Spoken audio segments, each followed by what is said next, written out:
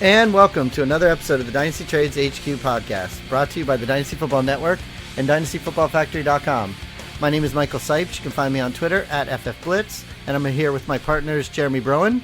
You know it. At DFF_Madman, and Shane Manila. Hey guys, how's it going? At DFF_Shane.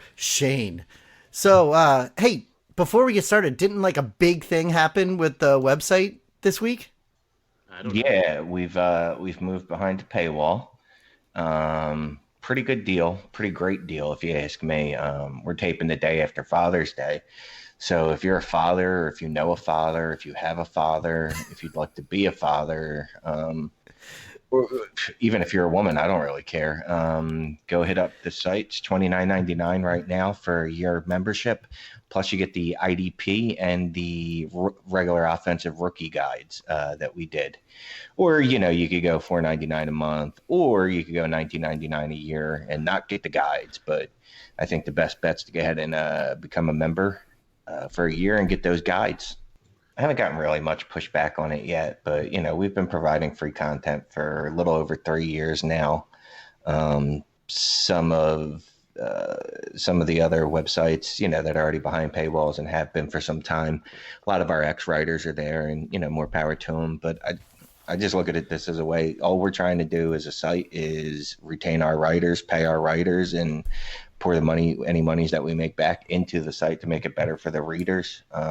And like I said, it's a great deal right now. That $29.99 deal, or $19.99. If you don't feel like getting the guides, either way, I mean, it's a good price point. If you don't want the guides, it's only $19.99? Yeah, if you don't want the rookie guides and, you know, the IDP and the regular rookie guides, you don't want that. And then just get the regular $19.99 for a year. Still a great deal. Yeah, that's pretty cool. Yeah, DFF has like the best Dynasty content, I think, out there. Certainly among the best. So we may as well be behind the paywall like all the other sites are. Some great content every day. I like it. I love it. So come check it out. Come become a member and let them know that Shane referred you.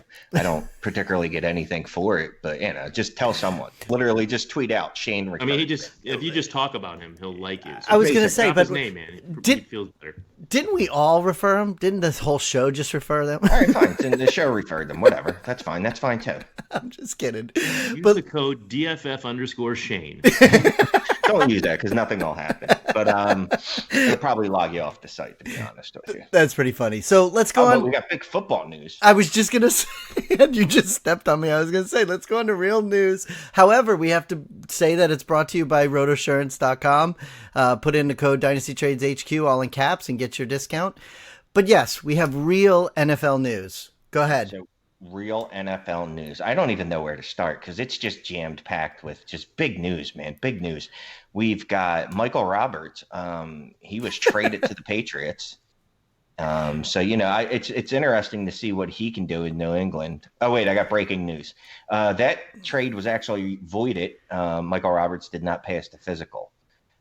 So that's unfortunate because I really thought he could have done things in New England. But, you know, maybe in Detroit, maybe it'll work out for him. Dude, everybody in New England is hoping one of the tight ends breaks out because everyone's in Dynasty football is trying to chase Patriot tight ends. It's so funny to watch the waiver wire. I've done it myself too, just to see if I can capture lightning in the bottle or something with these guys, the rookie and Roberts, and then he gets traded. He fails his physical and gets moved and picked up by Green Bay instead. It's just kind of funny to see people picking up all those Patriots tight ends. Well, Jeremy just skipped over one of the breaking news stories. Michael Roberts has been cut by Detroit, and I got more breaking news. Michael Roberts has been signed by Green Bay. So in the period of like 2 minutes, that's called efficiency, right there, guys. He had a busy couple days, man. All for basically nothing, though. I mean, the guy, you know, look, if he couldn't do it last year with really no competition at the tight end position, it's just not going to happen with Jimmy Graham and Jay Sternberger in his way. Yeah, it's funny. Michael Roberts was picked up in all the leagues where he wasn't on anybody's roster. I know even Jeremy and I talked about it in one of those leagues that HQ is in, but so in the period of like 2 minutes of our show, he went through 3 teams too. So I know there was another story that made you giggle like a little boy. Yeah, this is pretty funny. So Jimmy Garoppolo was talking about Dante Pettis today, and this is per Roto World, and he said Dante's body is maturing. I find that an odd way to describe another adult male or adult female, to be honest with you. So are they talking puberty or what's going on here? Yeah, I thought Dante Pettis was in his 20s, but apparently he's 13.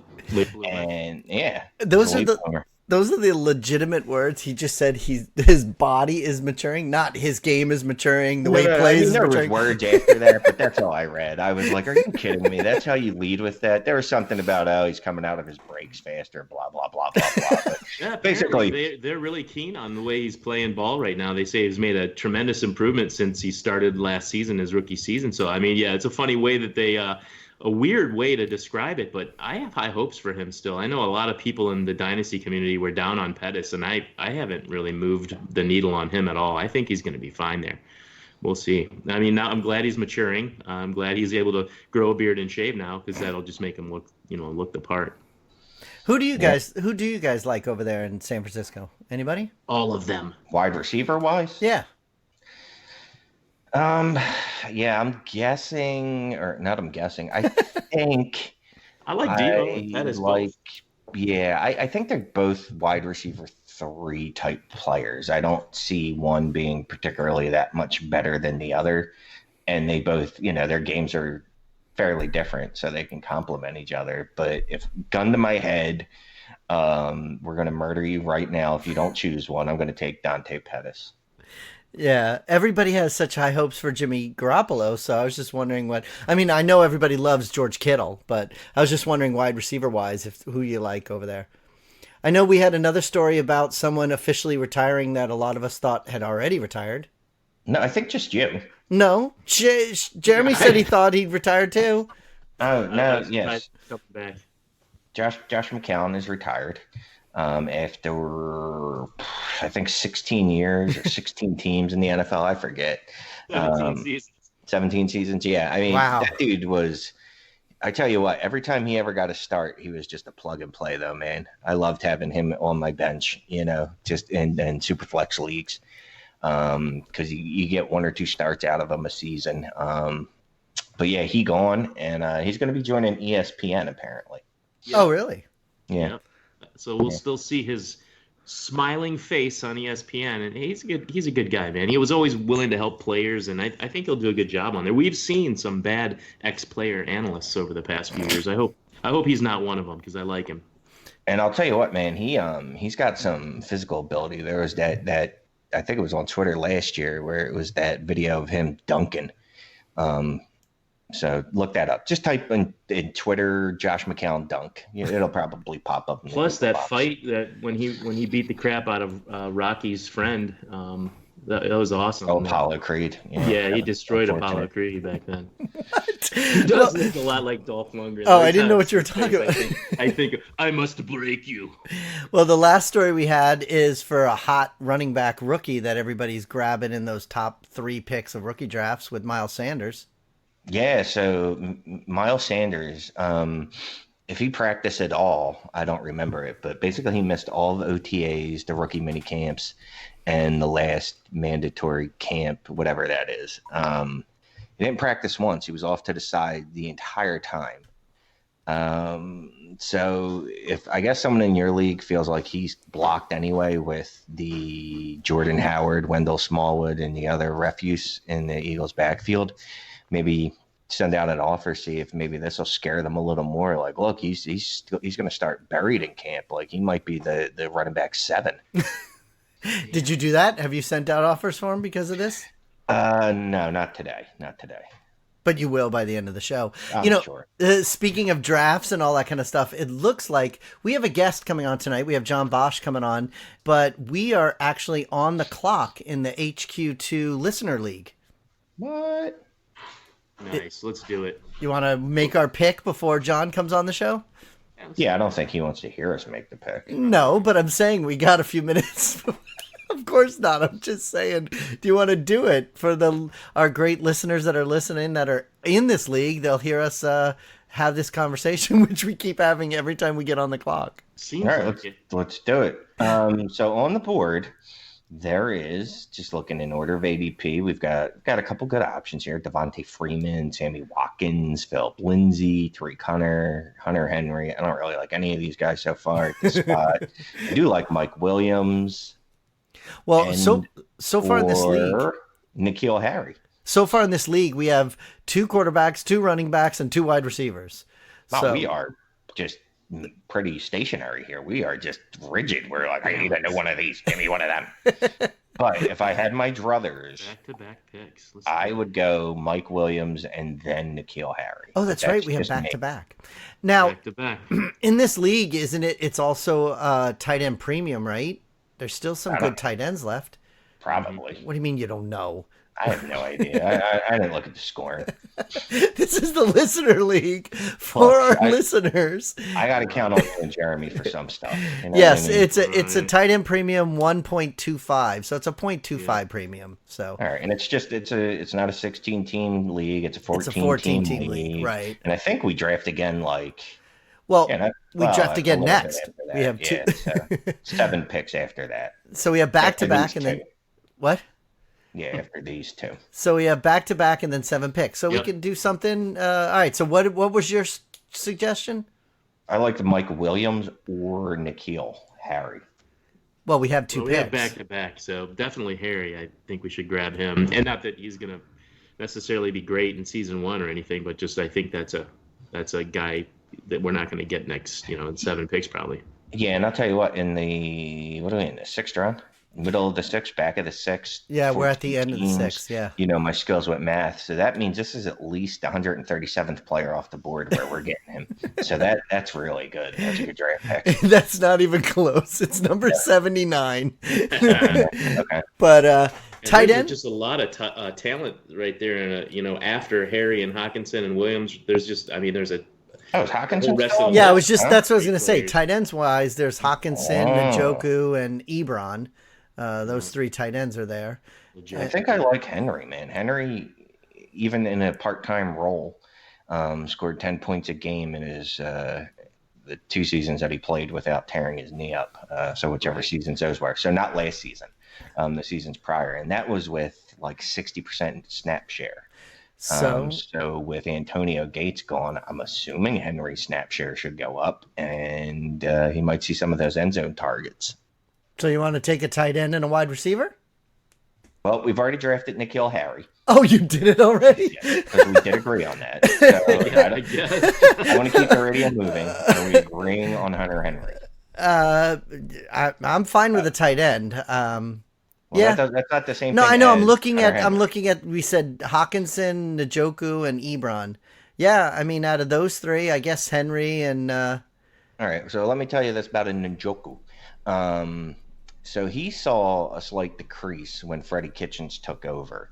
Prior to Freddie Kitchens prior to Freddie Kitchens taking over the head coaching duties, or excuse me, the offensive coordinator duties last year. Duties. Oh my God. Njoku was on pace for 104 targets, but his full season pace with Kitchens calling the plays in those 8 games would have been 74. So his targets dropped as well as his target share. His target share also dropped by 2.8%.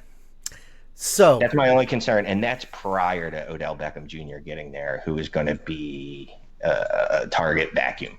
He's not. I mean, Njoku's not up there for me with even Hunter Henry, Ebron, and some of those, because I just don't ever see him being a league winner kind of tight end, or you know what I mean? Right. I love him, but I just in that offense, just in general, as athletic as he is, I just wouldn't put him up here with those sort of league winning tight ends that potential for you. More upside than Hawkinson or Henry? I'd go Henry, I think, over those 2, but whatever you guys want to do, I'm fine with it. I would go Henry over the rookie as well, but then there's also the Sammy Watkins, Mike Williams, because when you said we pick in 7, we don't actually. We pick in 10. Exactly. So math is hard. I know. So what I'm saying to you is we just took a rookie wide receiver that there is still no guarantee that he's even going to beat anything at all. Do we want to take another wide receiver before we take a tight end? Because I know everybody loves N'Keal Harry, yeah, but he's still a rookie, and we already did that with the last pick. We took David Montgomery, which is still a rookie. So, yes, I mean, they're still rookies. Do we want to get a... Hunter Henry's not a rookie. No, I know he's not, but what I'm saying is we don't pick again for 10. So the likes of Mike Williams and Sammy Watkins, they're not going to be there in 10 picks from now. Tyler Lockett, so I'm wondering, I'm wondering, do we take a wide receiver and then just wait on the tight end? I want Nasty Mike. Mike Williams? I gave him that nickname, yes. What do you think, Jeremy? Because I think, especially with tight ends, we could get a tight end, but in these next 10 picks, those other wide receivers are going to go. Any of those wide receivers over Sammy Watkins is my only point. Okay, so then Mike Williams. I think that's what we should do, and then get the tight end later. Because really, back rookies, I don't want those. Yeah. And just if you're curious, T. Will left behind. That's Tyrell Williams. He left behind 65 targets from last year. Yeah. So Mike Williams, even obviously he's going to see a regression in in touchdowns, just because 10 touchdowns on the amount of touches he had last year isn't really sustainable. But I'm thinking there should be some positive regression with the targets, so we selected Mike Williams. Cool. And that's what we ended up doing so far with this league. Every time we're on the clock, we talk about something, and then we talk it out with the other perspectives, and then we pick a player. So that was pretty cool. So why don't we get ready here for John Bosch, and let's hear from the Scouting Academy. Scout NFL football like a pro. Invest in yourself and get a degree in player evaluation and assessment from the Scouting Academy. They've educated NFL GMs, personnel directors, and dozens of NFL scouts. Enroll today and you'll watch the same game tape NFL coaches watch. You'll learn to look past the metrics with position-by-position analysis. This is a time-tested curriculum, a chance to learn from the NFL execs and coaches. Sign up today and get a Dynasty Football Factory exclusive discount for a limited time only. Save $50 when you sign up at dynastyfootballfactory.com.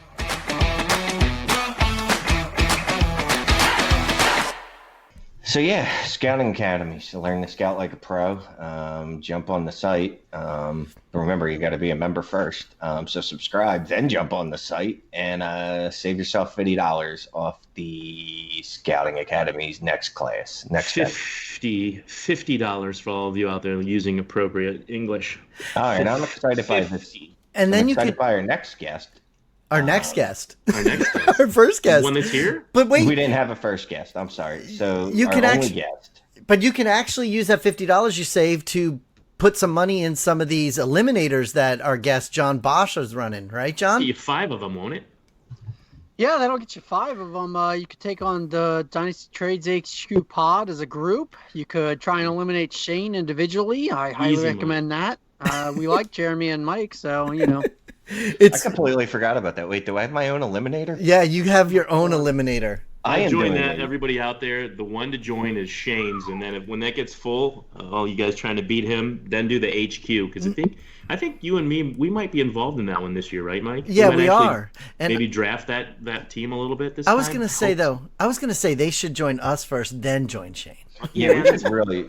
I'm sorry. We should promote that better because I haven't tweeted it out once. I don't think. No, that's why I was gonna. Yeah. Well, how about we do this? I did join Tyler Gunther's, and I joined Nick Whalen's to play those gentlemen.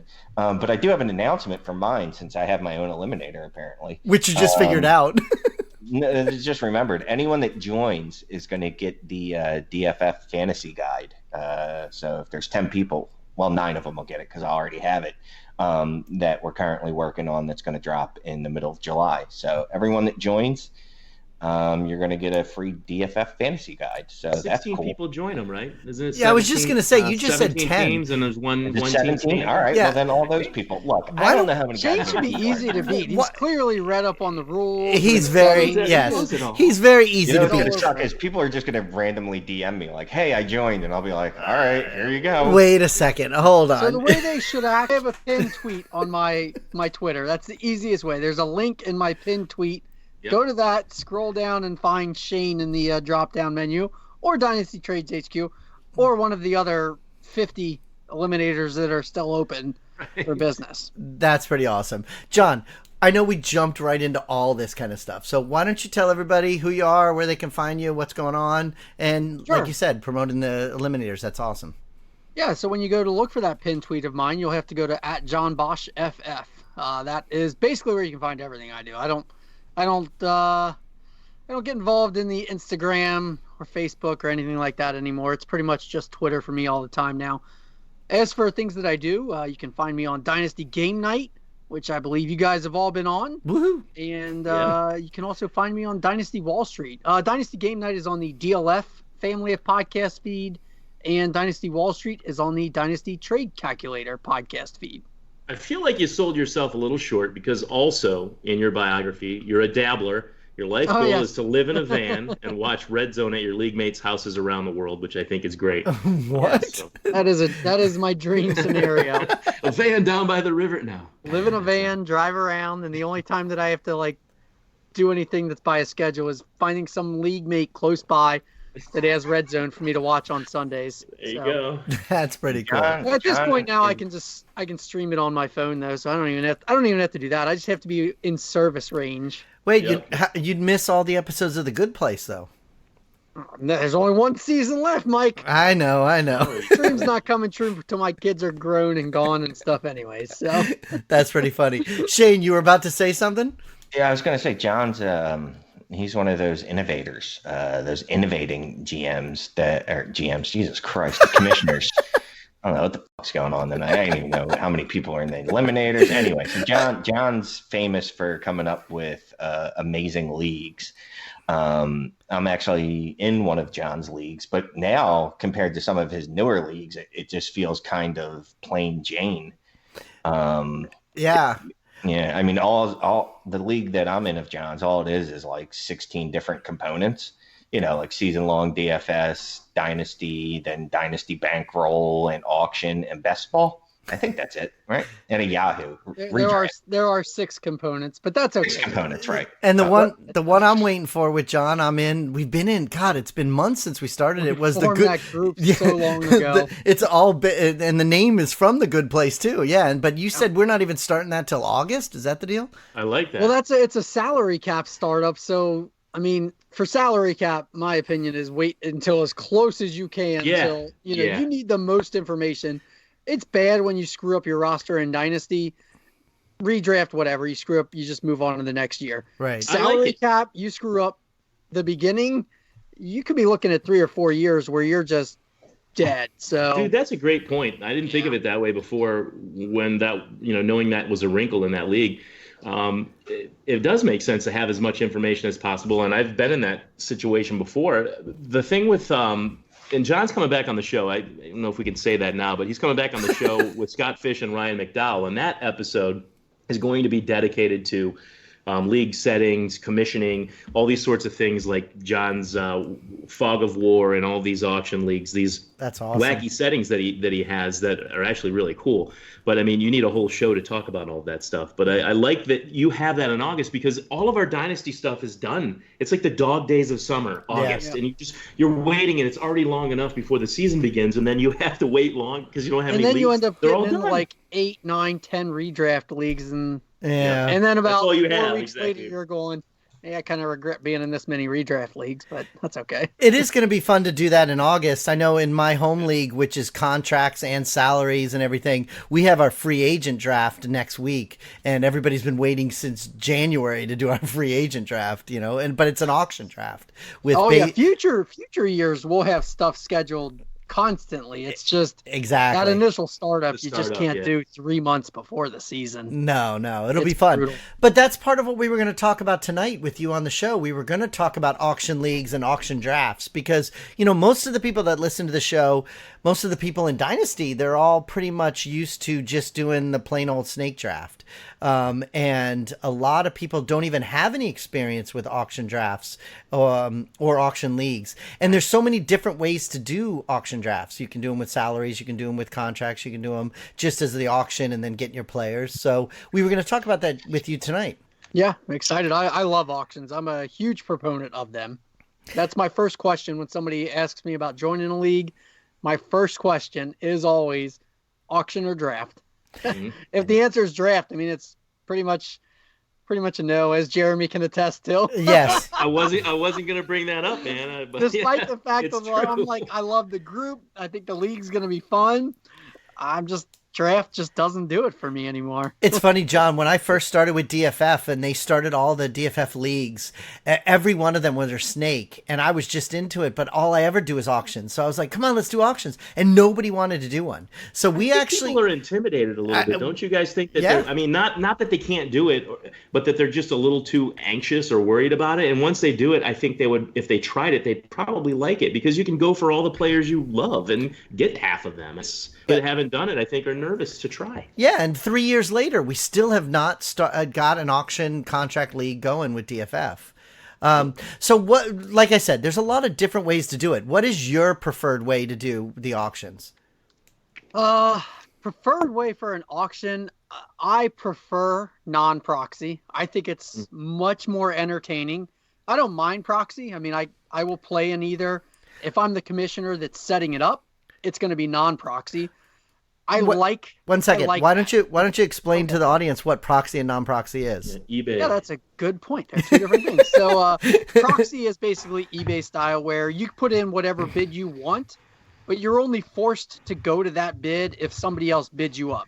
So say I want to buy Shane for $20, but he's currently sitting at $1 because it's the real value. I was going to say $1 is the real value. But let's say I plug in 20 on him, and then Jeremy comes in and bids 3. What it'll do is it'll kick my bid up to 3, and it'll just keep kicking my bid up until somebody goes over top of 21, and that's fine. I mean, that is certainly one way to auction. I don't have a problem with it.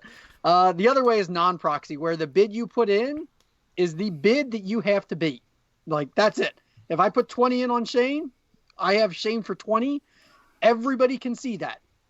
Of course, then everybody knows they only have to go to 21 to beat my bid. So they're very different things. I mean, they're very different types of startups. There's different strategies to each kind. There's different advantages and disadvantages. They both have positives and negatives. I love the negative that is created in a non-proxy, which I think turns into a positive. The drama when somebody bids $1 more than you with 30 seconds left. Yeah, sometimes there's some animosity there, and that can make for, as long as everybody's playing, with the understanding that it's supposed to be fun and everything, that animosity usually isn't completely sincere. But it's definitely there a little bit, and everybody has fun with it. So that's the style I prefer. I like to do a fast clock. I like an 8-hour clock. Yes. Yeah, 24 hours in some leagues. That's insane. 24 I will never do again. I've done a couple like that, and that probably made sense when people would get home from work and sign onto their computer to check the auction. Now we all live looking at our hands going, yep. Okay, and then 15 minutes later, check again. Yeah, exactly. 15 minutes later, check again. So, I mean, 8 hours to me is fine. Something in between there, 12 hours, whatever, that's fine too. But something where even if you do get outbid, you can basically pop right back in there, and you don't have to wait another 24 hours on a guy. Right. So that's a huge thing to me, is the clock as well. Yeah, part of the way we do it in some of the leagues that I've had those is, especially in the beginning, you have a longer clock, and then as the draft goes on, you lower the clock, because once you get into those later players that people throw up on the board and nobody gives a crap about it, and you have to wait all that time for it. So as the draft goes on, you start lowering the clock a little bit, But what about the leagues itself? Like, do you like to do the auction drafts where the money that you bid on the player, that's the amount of money you have for your entire team, and then you have contracts and you have all that kind of stuff? Or do you like the auction drafts where it's just that money for the auction, and then once you have your team, the auction money goes away? So I'll play in any, and I play in all of them. I like all formats of that. The bankroll is really fun. That was, that's Scott Fish's baby. That's where you get your startup money. If you don't spend it, it sticks with you, and it adds. You get money added to your bankroll. Every time there's an auction, everything you have is your auction budget. Whatever you spend, obviously comes out. The next time, the rookie auction starts, you get another deposit of your money coming in based on how you finish, stuff like that. I love bankroll leagues. They're a little bit of a bear to commish, but you can start. Yeah, they are. Like, after you've done it for like a year, you kind of figure out the ways to make it a little bit more manageable. God bless Scott for how he does it, because what he does with the pigs leagues is insane. I run some bankroll leagues that are much, much smaller scale, and they are fun. That's an extremely fun way to auction. My favorite is salary cap. I straight up love salary cap leagues now. I mean, it's just the levels of strategy in a salary cap league. You're not just bidding money on the players. You're bidding the money. You're bidding the years. There's so many variables that become way more important in a salary cap league. That's my, if I could only pick one style of play, it would probably be salary cap, just because it's so much fun. It is hard. It is the hardest to commission. It's hard, yeah. Of course, it's a pain in the neck, especially when you get away from just the like default MFL settings. Then you pretty much have to do like offline Google Sheet tracking and everything, which can be a bear, but it's totally worth it. Those are probably my preferred ways. When our league decided to go over to Dynasty back 7 years ago, we had no idea about Dynasty, and we read a bunch of articles and did a lot of things, and that was the way we decided to do our league. We have contracts and we have salary caps and we have all this stuff. So we started off, I guess if you're saying one of the hardest ways to do it, that's the way we started off. And 7 years later, I don't know any other way. To me now, it's very easy to do because that's the way we've done it for so long. But I find that is exactly what happened to me. Me and my brother and my best friend hit for years. I mean, we had played redraft forever with each other, and every year we're like, oh man, we want to start something where like we keep these players. Like, I wasn't on Twitter at this time. I had never heard of any Dynasty site anywhere. Like, I mean, this was like 5 years ago for me. I think we started this league. Finally, we were like, you know what? Let's do it. We got 8 people. It was the 3 of us and 5 others, and we were like, how do we want to do this? Did you guys ever play on CBS Sports? Unfortunately, yes. That's where we started too. Big, huge draft, that paper draft with the folder way out with the stickers. Okay, so we had one of those because that's what we had been playing on. We flipped it over, and we started writing down the bylaws on that. That's funny. And I'm not joking. That was our initial set of bylaws. Was like we were just throwing ideas out, trying to figure out how to formulate this. And that's exactly what we did, Cipes. And we called it our Dynasty League. Yeah. And about, I think it was a year or 2 later is when I was like, oh, I need to join Twitter, this amazing resource where I can find all this fantasy football knowledge. Yeah, exactly. True. It's what it is. And like everything is right there for me. And then I was like, oh, that's not a Dynasty League. That's a salary cap league. Yeah. Okay, well, now I'm going to try my hand at this Dynasty thing. And as Jeremy said, I've become a Dynasty dabbler. It's a lot of fun, and I know a lot of people, they really are hesitant to do it, like we were talking about before. Yeah. We don't have a lot of those leagues. A lot of people are just comfortable with their snake drafts, and they don't want to stick their feet in it. And once they do, though, it's just so much better. I like it so much better, especially like Jeremy said, especially in the startup. You could get the guys you want. You know, budget your money, figure out how much money you're willing to spend, and spend it on the guys that you want to get instead of waiting to see who gets picked right in front of you in a snake, you know? And I don't care how long you've been doing this and how agnostic you can be about it, or how you're just going to go by the stats and not your favorite players. Everybody wants to get some of their favorite players on their team, whether they play for their hometown team or they're their favorite, college players in the NFL. So it's like it combines, I think, the best of everything. And back to the proxy bidding, my favorite thing about it is because I don't have a ton of time to sit there and watch the bids. I mean, it's pretty time consuming non-proxy, but it's efficient because, you see somebody bid on a player and you go up to what you think your max is. And then you're like, well, nope, I'm not getting that player because somebody else clearly wants him more. And I move on to someone else. And I like kind of the efficiencies that creates for me. And it just, I move off of a player much faster than I would going, incrementally, because you have no idea how long it's going to take to get your last dollar bid. That's I like what, that. That's what I like some proxy. people I like hate it that too, about. but it's less Some people efficient. hate that about non-proxy, but then I always follow that statement up with the following question.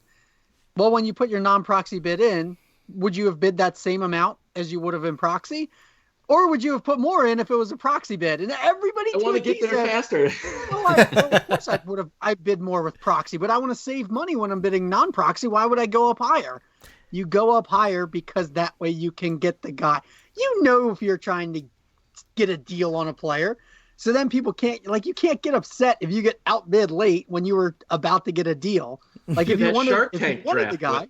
That Shark Tank draft went like that for me. I got so many players. I mean, I got all kinds of rookies too. I managed my money, and it was like that, non-proxy. And I just basically handled it like, like I'm going to bid this much on this player, and I waited. I don't even know how it happened. I mean, I got so lucky, but I look at my roster, I'm like, this is insane. I had to cut players and trade players that I didn't want to trade because my team was so good. And it's because other people were willing to throw their money away, like you're saying, more or less.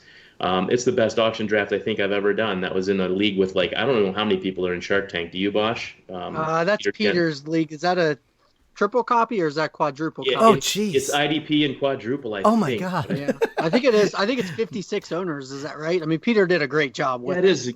It is quadrupled. Yeah, there's 4 copies of everyone. So it's crazy. There is one wrinkle. Peter Gent for everyone out there. If you're looking for an IDP commissioner, hit up _FF_German. Our German friend.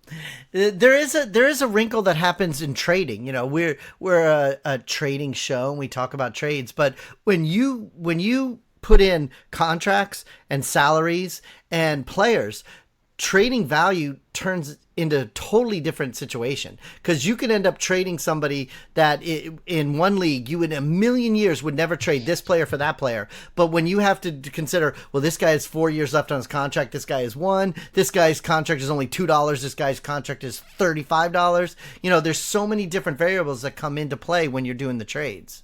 Yeah, with salary cap, I said it before that, I mean, you think we're bad for playing a game that is based on the livelihoods of other human beings?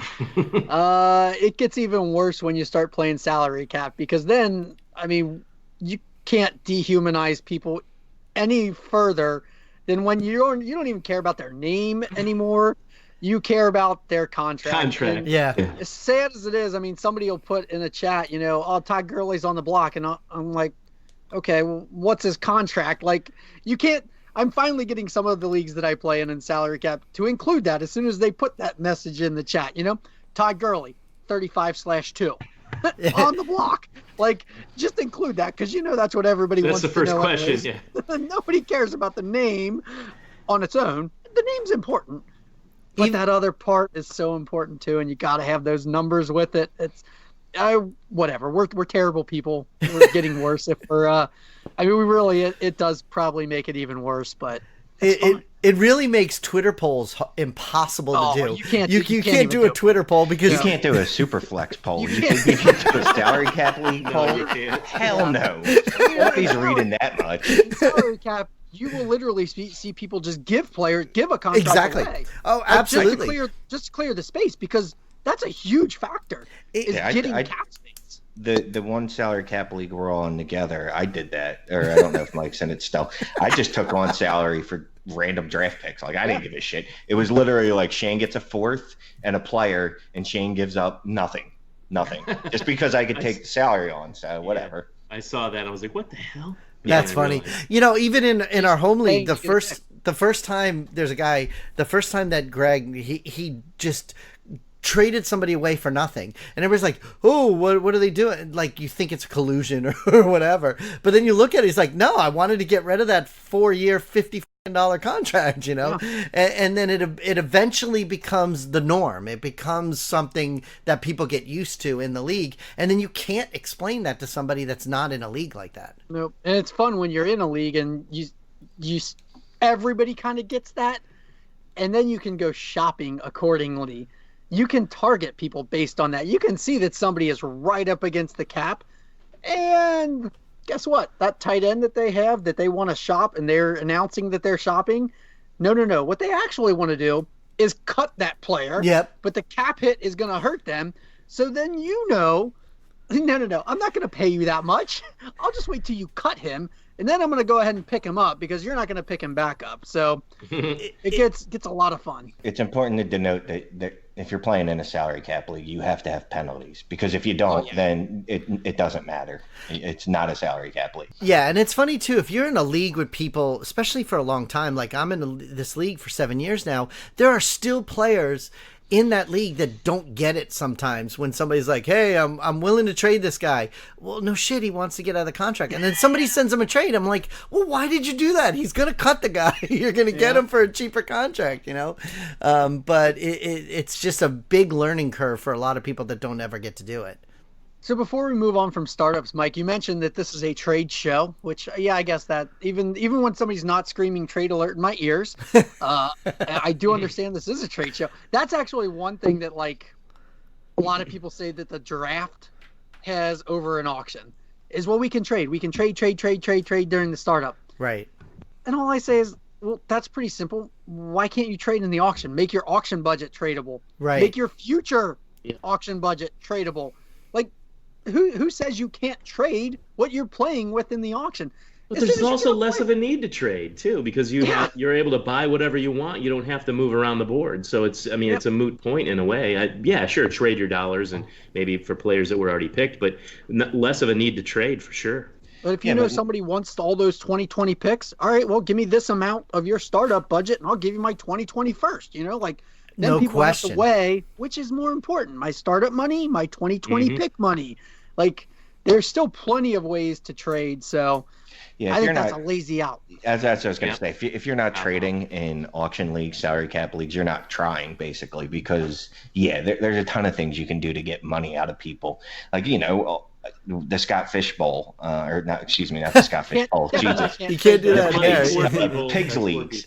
But, you know, you have the Debbie auctions and you have the rookie auctions and all that stuff, free agency. I forget if there's even free agency at this point. My mind's just warped. Yeah. But you know what I mean? Like you could trade future. Every You're Wednesday, like, Shane. Every Wednesday. do you want? It's like, how badly do you want this Debbie guy? Or you know, maybe you want a Debbie guy for cheap, and now it's the rookie draft, and you're like, you know what? I'd much rather have Miles Sanders, or you know. So yeah, if you're not trading in those leagues, you're literally just not trying, and maybe you should just do normal draft leagues. You know, it's funny, John, we were talking last week in one of the startups that I'm in right now. I did 11 trades in the first 8 rounds. And I just kept going up and going up and going up and then getting all these higher profile players.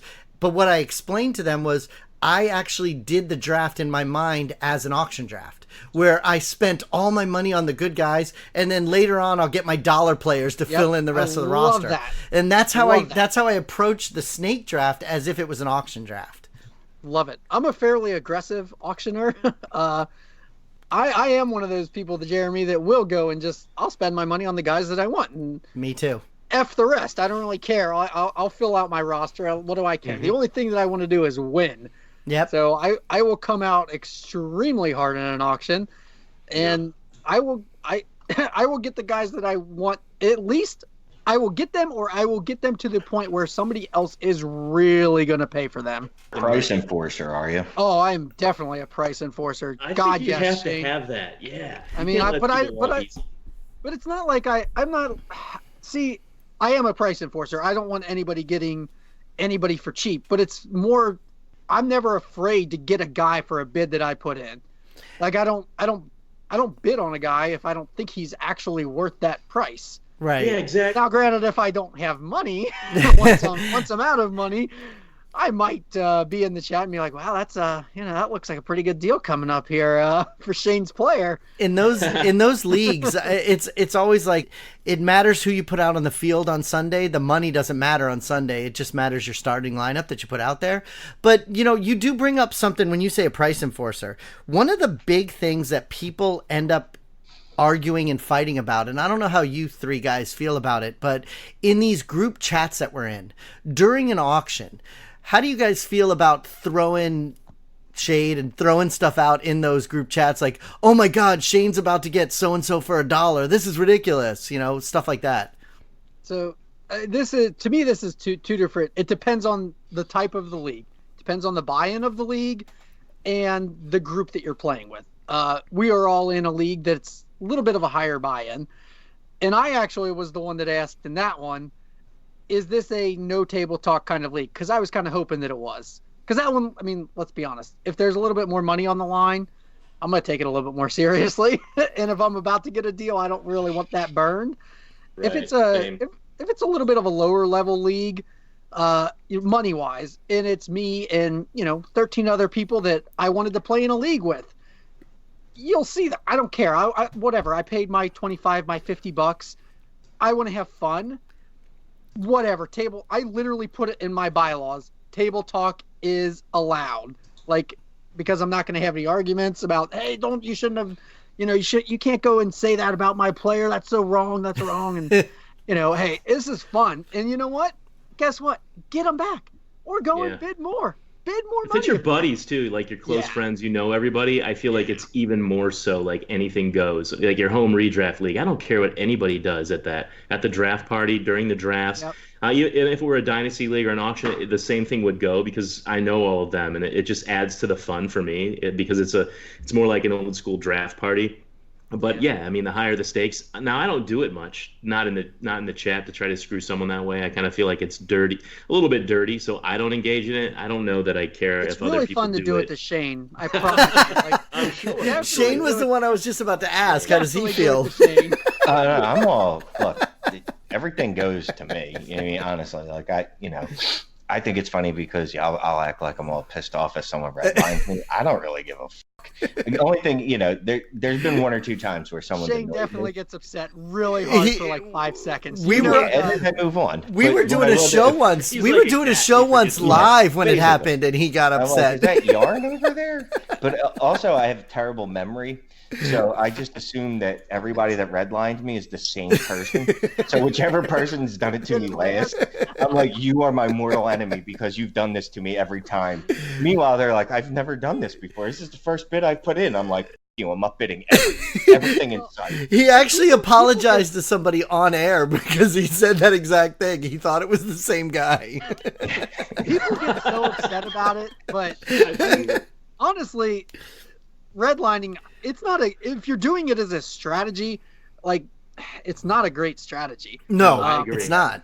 It's one thing if you're doing it because, okay, somebody's about to get a deal and you were really hoping somebody else would do the price enforcing, so then you have to come in late and take care of business. That's fine.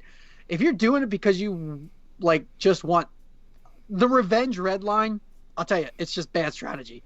If that's your plan, a revenge redline, you're going to end up with a team that you don't like as much as if you just ignore it. Yeah, I mean, I'm numb to it. I don't even notice anymore. Yeah. I don't care, if I get redlined. I don't care if I get bid after I make a bid 1 minute. It doesn't matter. Like, you eventually do get numb after you do a bunch of them. I will say the first one I did, I definitely noticed it when it happened. It stings, but you really, if you're going to get upset about it and pissed off about it until that's going to set you as a mark, and you are going to have it done to you repeatedly. Because some people... I have to admit I've done it, though. Like, I don't get mad, like, angry and furious or whatever, but I will say I was a little bit irritated in that Shark Tank draft that I seriously, I saw who outbid me, redlined me on a player that I wanted, and every player that guy bid on in that draft, I went and bid $1 more on every fucking player. See, and I was like, that'll show you, you son of a bitch, do that again. But it doesn't really. Who it was, they were probably like, oh, maybe I pissed that guy off at some point. I mean, he bid on a lot of players, so like it was like, a half a dozen, 8 players. I mean, it was a big chunk of guys. Normally I don't do it. I didn't, make a habit of it, but I did get that guy. I was like, and then I moved on like Shane because I was like, yeah, I'm over it. How long ago was that? Because in the Pigs League where someone bid me late on Kyler Murray, I immediately did that to him. I couldn't even tell you who the fucking guy is right now. Exactly. I forgot who it was. You know what I mean? Like he could be in my living room right now, and I wouldn't know that was the guy I did it to. That's funny because I was just going to ask John, when you said that about the first time, do you still have that memory of that happening? Because I know I have no idea who it was, but yeah, I remember the feeling of, motherfucker, I was 10 minutes away from winning my quarterback, and of course that, like, Pigs won. The quarterback carousel was, it's the reason that I now will pay up very quickly for 14-team Superflex quarterbacks, or just take Eli Manning and Joe fucking Flacco and say, I don't care, I'll take these 2 garbage ones. I was so focused on trying to get a quarterback there, and it just kept spinning around, and I could never get one to go through, that it cost me a lot of other options. So because I was so focused on that. So yeah, I definitely remember it, and I remember getting close and remember getting outbid. I mean, it burned me. I learned a valuable lesson. That was my first auction. Mine too. When we first did our startup, I have a clear I know every single detail of what happened to me to that guy, and that guy, we're still in the same league together all these years later. Who did it? I don't even know what player it was anymore, but the experience, the feeling I remember. For me, I know it because it was my home league, and he's listening to this show right now, so I won't go into all the details, but he really screwed me with like 30 seconds left. He bid on Adrian Peterson while I was on the phone with him. Like, I'm like, oh sweet, I'm about to get Adrian Peterson awesome. And everything like that. I hang up, I'm looking at the clock, and all of a sudden I'm like, where'd he go? And that guy bid, whatever. But that was years ago. But I still remember that, like, so clear as day that he did it. But, I know, Shane, you even said that. We were live on the air when that guy was doing that, and you were getting so pissed. You were was like, that pigs, or was that something else? I don't know. That's the problem. Like, that's like, how angry could I have really been if I can't even remember who the person is now. Well, so, you know what I mean? That's the thing. I guess if that wasn't my home league, I probably wouldn't remember it anymore, but I just remember it because of the situations. But it is another factor remember your first, huh, Mike? Yeah, exactly. It's also another fact of auction leagues and auction drafts, because that kind of stuff doesn't happen in a snake. Oh, you might get sniped. A guy picks a player right in front of you, but you don't hold a grudge. It's a fucking snake, Yeah, exactly. But in an auction, it's your player when it's an auction and it's in red line, it's still not your player because the clock hasn't run out yet. Blah, blah, blah. And there's a clock for a reason, right? John, I love your face. I wish people could saw your face. We've been in so many drafts and so many leagues that, like, maybe we're just a little bit, what do you think, bored of snake drafts and all those sort of old settings? And that's 100%. What I wanted to ask you, Bosch. Like, if you were to set up a league, what are some of your favorite settings? If you had to give advice to someone, this is how you should set up your first auction league, or the best way that you would recommend someone to set up a new league. It doesn't have to be their first. What would be some of the choices you would make in the structure of that auction league? Number of teams, even, like, what would you do? Oh, well, for me, a 14-team base is pretty much essential these days for me. 12-team, I mean, it's super flex also, which when you do 14-team base, and by base, I mean you could do 14, 28, you could, whatever, a multiplier of 14. You could do a 56-team league like we did in Fog of War. But minimum 14, yeah. Yeah, so some type of multiple where it's basically a 14-team base league. If you go to 56, you got to have 4 copies, stuff like that. And then you make it super flex because that's just fun. 12-team super flex, you can find 24 pretty good quarterbacks. Yeah. Once you add those extra 4 quarterbacks, then you're really starting to look at the do I want this quarterback versus this wide receiver or running back? And when you start to have to weigh that decision in an auction, that's extremely important because you have to figure out how and where you're going to invest your assets. So for me, it's 14-team Superflex. That's like the automatic start. As for other things, I mean, I can vary scoring. However, I switch my scoring system every year. Usually it's the same all year. All the startups that I will do this year pretty much match the same scoring.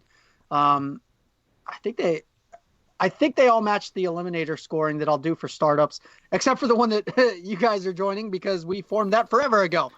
So I think that's closer to my 2018 scoring settings. Well, we haven't done anything in that yet. You can always change it. We haven't drafted yet.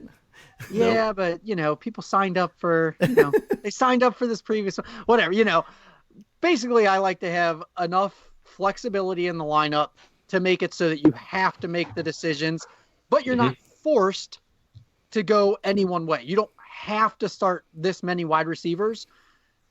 You can start a running back instead. You could start a tight end instead. But in order to do that, you really have to work on trying to get the scoring to be somewhat equal or at least balanced. You can never make tight ends no matter what you do with the premium. You're just never going to get there to the point where they are like the most valuable. All it does is make the higher tier tight ends be higher tier valuable. Yep. And then the rest of them are still just the rest of the tight ends. Yeah.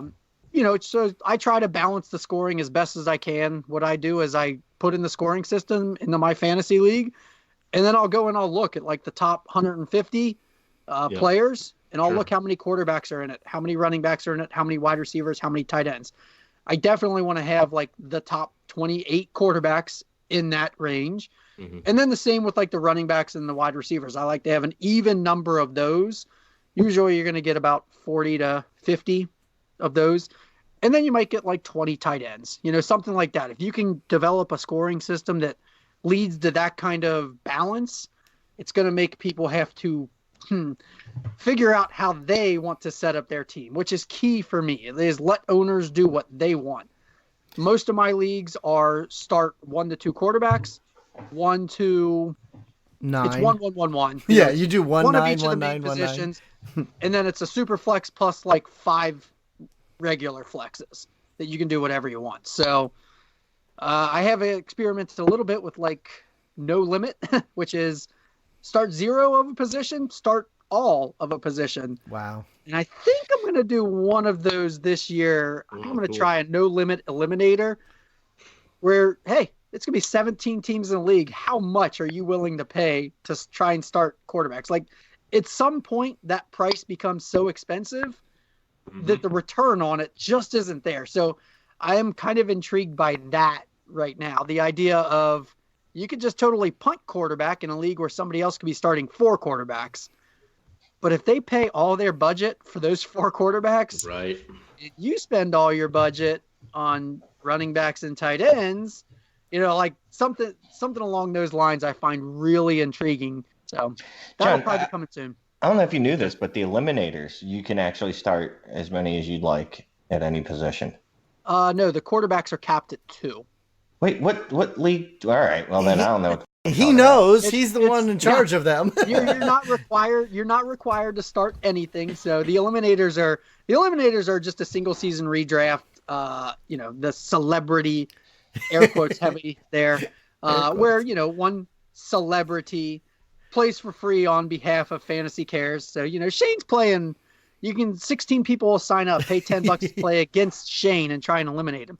But the starting lineup requirements there are 0 to 2 for quarterbacks, 0 to 8 for every other position, and that includes defense and kickers.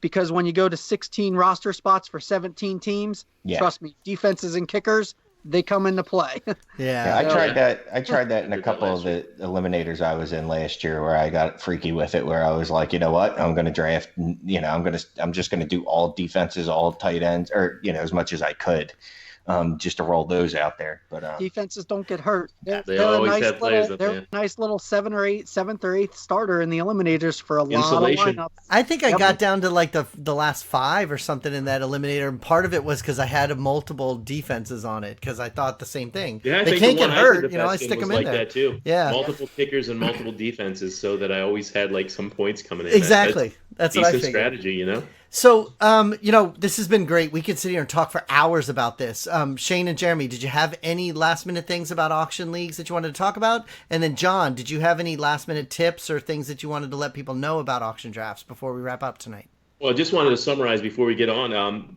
John basically said that, a good start for an auction league, if you wanted to try it, 14 teams, have flexible starting lineups. Which contributes, like John said, to picking up players that, you could have more tight ends than the next guy, and the next person has more wide receivers, and the next person has more running backs. You can still flex those in, and then do balanced scoring so that you don't have any position that's crazily higher than another spot. And of course, the key is the auction draft. Do the auction draft and set it up that way. Any questions, people know they can reach out to John or hit us up, and we'll steer them the right way. That's all I wanted to add to that. I think that's good advice for people. We should probably talk about nominations, because there's a lot of different ways to do nominations in an auction. My preferred way is to give. So I originally started it as every owner is required to nominate 1 player per day. That's a pain in the ass on the commissioner. Yeah, it is. Because if you're going to put a rule in like that, you then also have to have a rule that says if you do not fulfill this requirement, you are going to be fined this amount of your budget. Again, pain in the ass, and the commissioner has to go through and check all that. So the way I do it now is I say you may nominate up to 1 player per day. I like when the auction board builds. Day one, that gets some people are going to try and keep the board tighter. because they want money being focused on a few players early on, which is understandable. That's a strategy to do. So usually you're going to have, 12 nominations day one. Day two comes, those guys are still hanging around a lot of times, even with an 8-hour clock. Usually they're still kicking around. So you add, 12 more, maybe 13 go up this time, and you're up to 25. It builds a little bit more. People still are a little tentative as everybody's trying to figure out the pricing. Then another 12 come in. Then all of a sudden, as we get the 36 to 40, not 40 players on the board, it gets a little bit harder to manage. And I mean, eventually that board grows to, 75 players, 100 players on it. At that point, then it is extremely important to be following the board. Jeremy, you said you can't check in constantly. That's a major detriment, because if you can't follow an auction board that has 75 players on it at once, if you can't follow that, honestly, probably at least every other hour, if not hourly, that's a huge disadvantage to you, because you have to be able to look at the board. And after you do it enough and you watch the bidding enough, you pick up bidding patterns of owners. Even more importantly, you can start to kind of predict what will happen when you make a bid, which is extremely important. When you know that, okay, if I go and I bid on this guy that has an hour and a half left, what's going to happen to everybody after him? And when you can start a series of dominoes and then have the moves happen that you predict would happen, once you start doing that, you're playing on a really good place. You're playing in the good place. You're right there. When you can start predicting what the moves are going to be in response to your bids, that allows you to make some moves in a really fun way. But how do you guys prefer the nominations to go? I mean, I know some leagues do. You can't nominate a guy until the guy you nominated goes off.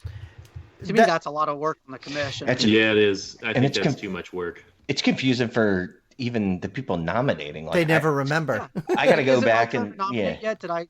So and just keeping track of that. And you're like, oh, wait a minute, I didn't nominate that guy. I was just the second one to bid on him, and I happened to win him. And then it's like, oh, we got to take this guy off the board. And I'm like, all right, good times. Getting fined auction money because you neglected to put your name next to the player when you nominated them, so the commission could track them. Brad Ziegler. I think as a commissioner of auction drafts, for me, I always try to play it loose. Like, we have a set of rules. We say this is how you can do it.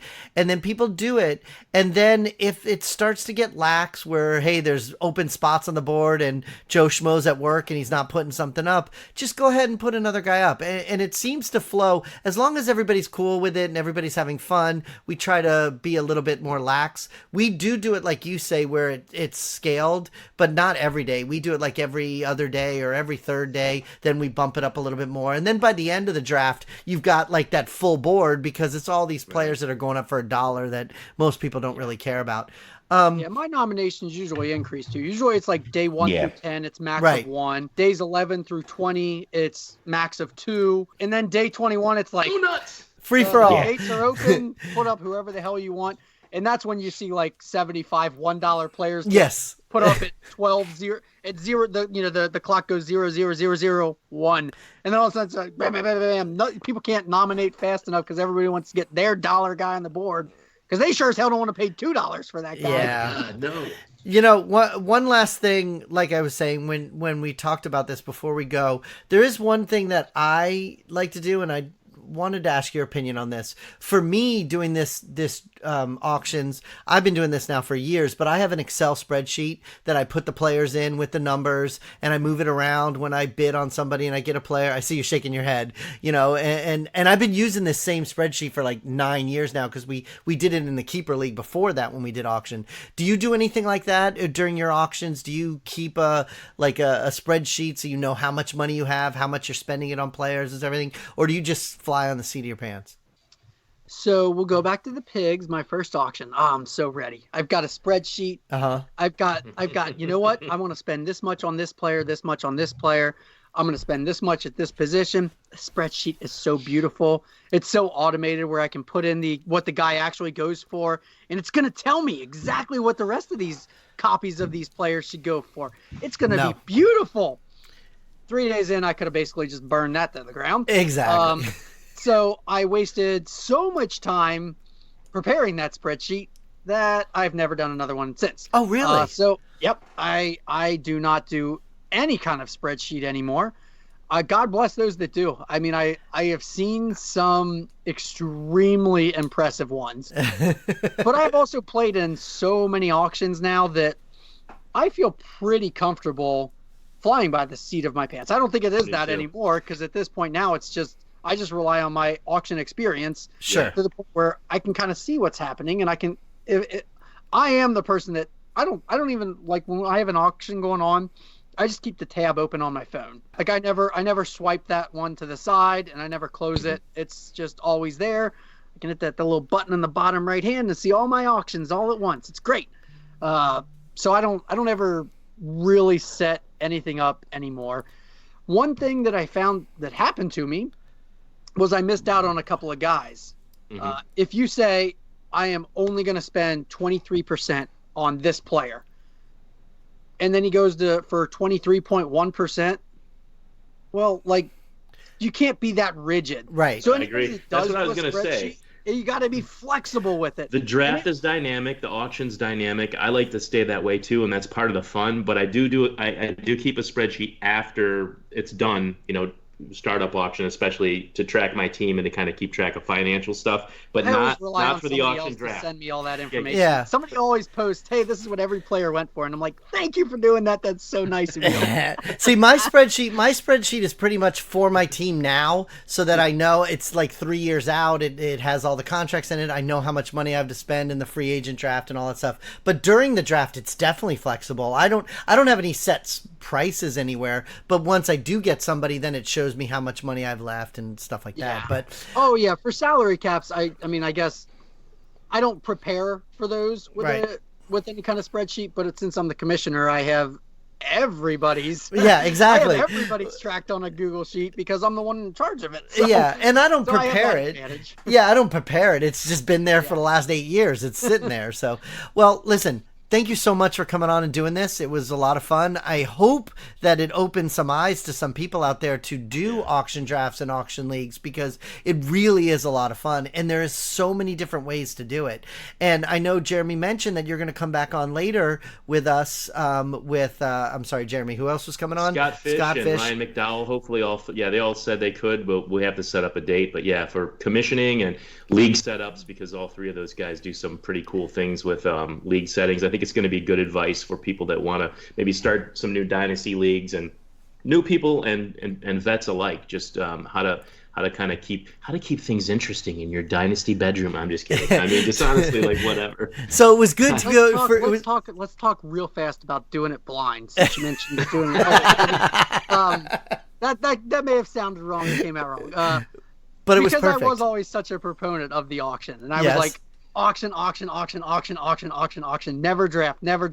And then Peter Gant and FF Ghost and I were chatting, and we were like, what if we did this? And by this, I mean the blind bid startup, which you guys took part on.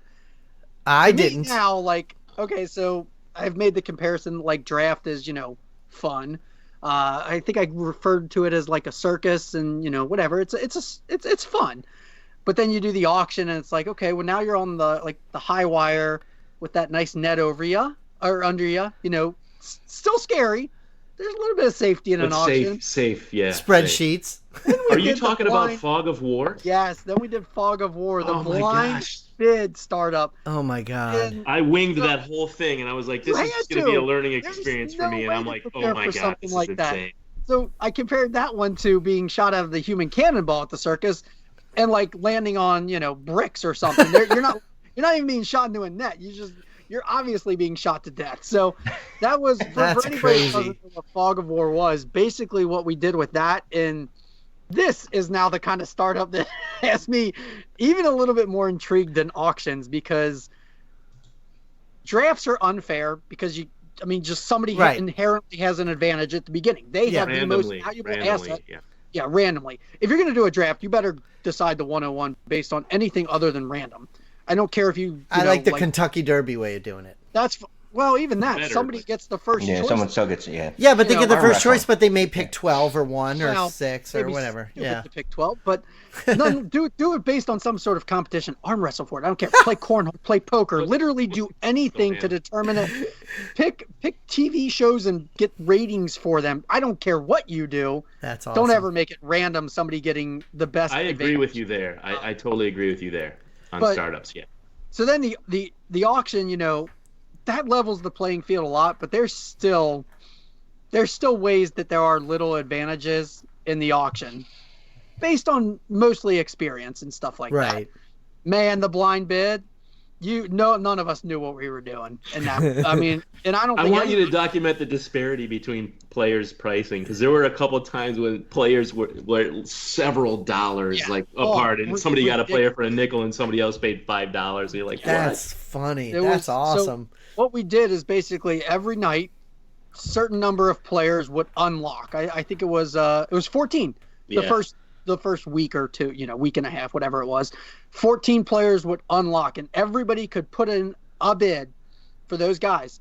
You just submitted it just like, waivers. You went in, you submitted your bid on the guys, and then that waiver report ran, and you saw, and this was a 4-copy league, so you saw who won the highest copy player, you saw who won the lowest copy player, but never during that auction, I don't think anybody ever felt like they had a handle on the bidding or the pricing, because there were a few times where like one player would come up with like a razor thin margin, and I mean everybody was like, how did that happen?